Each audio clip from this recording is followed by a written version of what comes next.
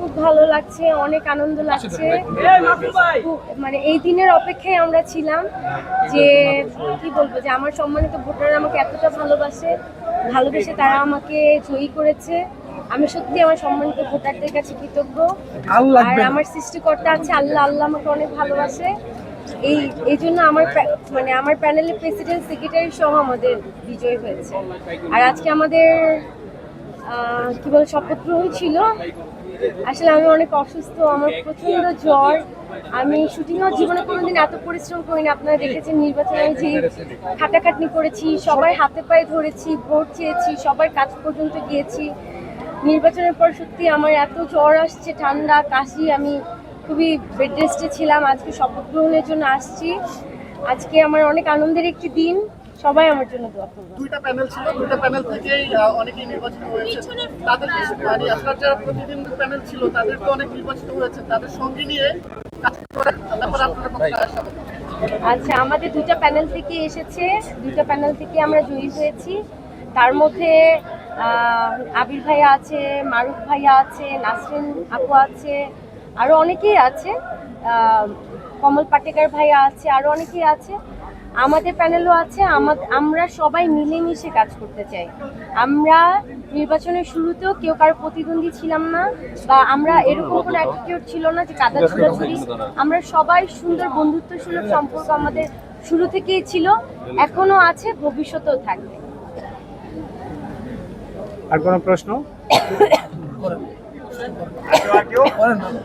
আর কোনো প্রশ্ন?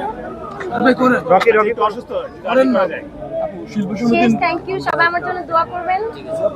Thank you সবাইকে, আল্লাহ হাফেজ। একটা কোশ্চেন, যে আসলে সামনে তো 2 বছরের জন্য দায়িত্বে আছেন, আর শিরিন শিলার জায়গা থেকে, আচ্ছা ওটার পরে ইয়া করেন। আপু, শিল্পী সমিতির নির্বাচন নিয়ে কারচুপির অভিযোগ নিয়ে অনেকেই কথা বলছেন, এটা নিয়ে কি বলবেন? কি অভিযোগ ছিল? ভোট কারচুপি নিয়ে। ভোট কারচুপি নিয়ে কোনো অভিযোগ ছিল না, এটা সম্পূর্ণ মিথ্যা, ভিত্তিহীন। আমি দেখেছি যে পলি আপু বলেছে যে টাকা দিয়ে ভোট কেনা হয়েছে, ওনার পদ, শুধুমাত্র ওনার পদটা, পলি আপু যে পদ ছিল সেই পদটাই টাকা দিয়ে ভোট কেনা হয়েছে। আমি জানি না, আমি আপনাদের মতোই শুনেছি। তো নির্বাচন কমিশন ছিল, এখানে লাইভ কাস্ট হয়েছে, সম্পূর্ণটাই যা হয়েছে লাইভের মাধ্যমেই হয়েছে।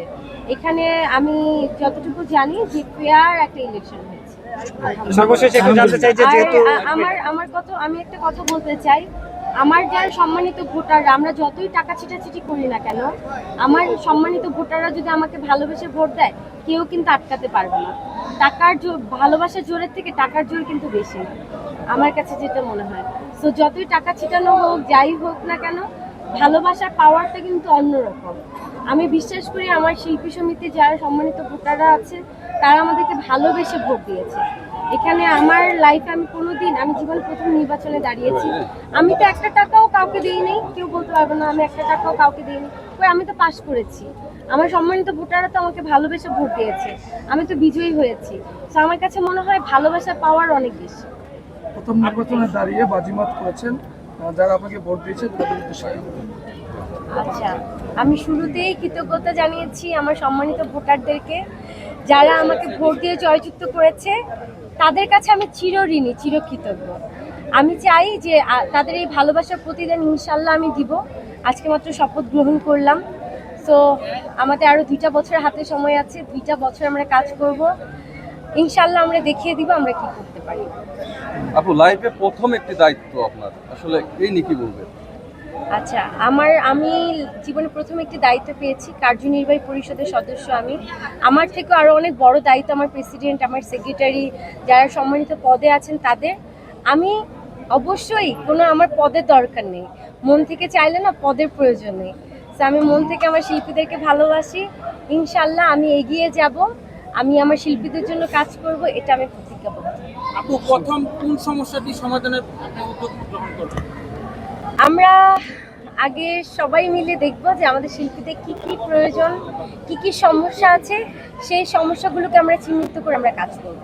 আজকে মাত্র আমরা শপথ গ্রহণ করেছি, আমাদের সকল যারা ভোটাররা আছে তাদের নিয়ে আমরা বসবো। তারা কি কি চায়, তাদের কি কি বিগত দিনে অপূর্ণ আছে, তাদের বিগত দিনে কি কি তারা পায়নি, বা তারা এখন বর্তমানে কি কি তাদের চাওয়া পাওয়া, সমস্ত কিছু নিয়ে আমরা ভোটারদের সাথে যা চায় তার জন্য আমরা এগিয়ে যাব, আমরা কাজ করব।